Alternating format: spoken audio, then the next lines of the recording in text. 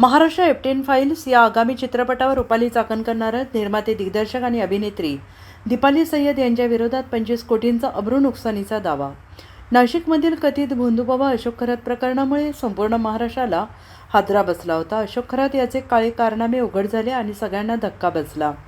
सध्या अशोक खरात प्रकरणावर आधारित महाराष्ट्र एप्स्टेन फाईल्स या सिनेमाची प्रचंड चर्चा होते आहे. या सिनेमाचा टीझर रिलीज झाला असून या टीझरमधून अभिनेत्री दीपाली सय्यद यांची पहिली झलक पाहायला मिळते आहे. दीपाली सय्यद यांनी साकारलेले पात्र महाराष्ट्र राज्य महिला आयोगाच्या माजी अध्यक्षा रुपाली चाकणकर यांच्याशी साधर्म्य असल्याची चर्चा रंगू लागली आहे.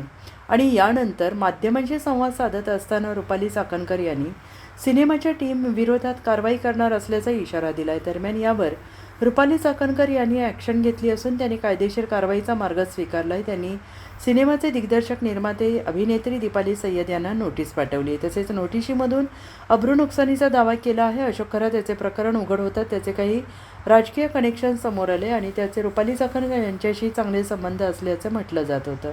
दरम्यान महाराष्ट्र एप्स्टेन फाईलचा फर्स्ट लुक समोर येताच रुपाली चाकणकरांनी कायदेशीर कारवाई करणार असल्याचा इशारा दिला. आपली जाणीवपूर्वक बदनामी करण्यात येत असल्याचा आरोप चाकणकर यांनी केलेला असून त्यांनी सिनेमाच्या टीमला कायदेशीर नोटीस बजावली. या नोटिशीमधून सिनेमाचे निर्माते, दिग्दर्शक, अभिनेत्री दीपाली सय्यद यांच्या विरोधात अब्रू नुकसानीचा दावा करण्यात आला आहे.